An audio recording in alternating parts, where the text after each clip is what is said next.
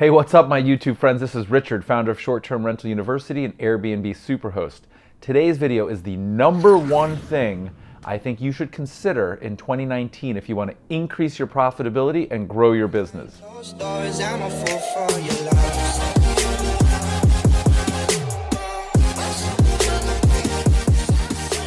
So to be clear, this is going to sound really easy and not revolutionary at all, but sometimes some of the best ideas and the most profitable ones are ones that we can enact like immediately, like today, in one click. So here it is. Consider allowing pets in your home. Now that may really appeal to you. You may be a pet lover, or it might be really something you can't consider. You're allergic and you just will never do it. But here's the reason I say it. I've been traveling an awful lot in the last couple of weeks, and almost every single hotel I've stayed at, just by chance, accepts dogs. And you can't believe how loyal dog owners are, and they select properties based on whether they can bring their pet or not. And I know firsthand, I've been traveling with my homeboy, Bo. My kids want to be with him, and so he's come with us to these variety of places. And I'm literally surprised that all the hotels that I'm picking allow dogs. And if they didn't allow dogs, then I would alter my plans and I would stay somewhere else. I've been asked many times in my Airbnbs whether I would allow dogs. I have a no dog policy. I have made some exceptions from time to time. I've filmed videos on that as well. So I'm not encouraging you to do this. It's a very personal decision. But I am saying there's a real need for people to travel with pets. People are doing it more and more frequently. The type of people that do travel with pets tend to be responsible and respectful, and they're not bringing pets that shouldn't be in these places, at least in my experience.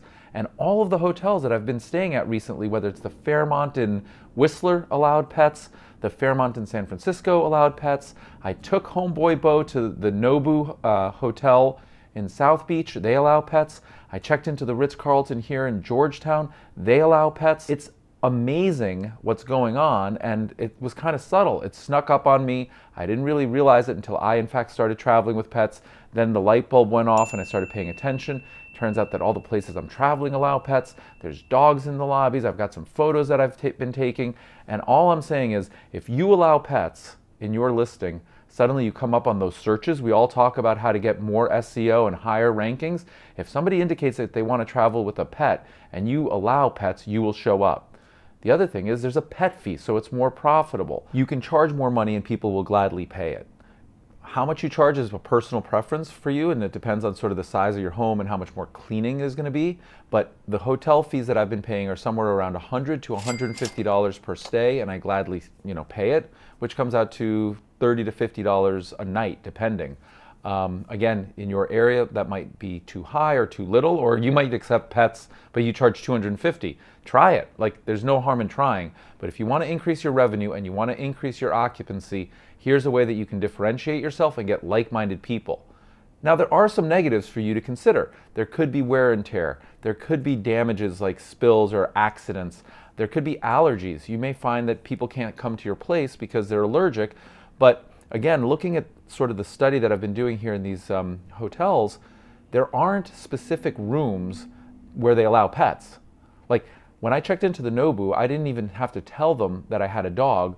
They just figured it out when I was there. I paid the extra fee and they assigned whatever room was available. So in the hotel business, they're not worried about any of these things. And I'm not telling you that you shouldn't worry. I'm just sort of saying what's going on.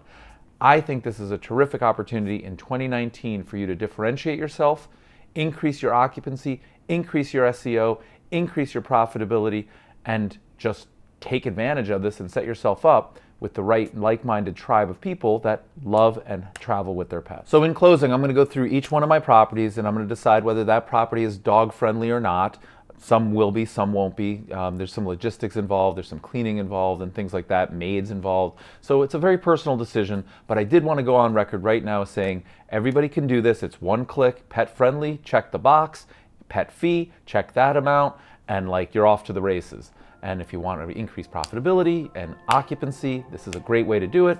It costs you nothing. Okay, my friends, I hope you found this video really easy, actionable, exciting, profitable, and I'd encourage you to please go ahead and like the video, and most importantly, subscribe. We got more stuff coming. Thank you so very much. Leave your comments below. Do you accept pets? What kind of pets? Have you had any problems?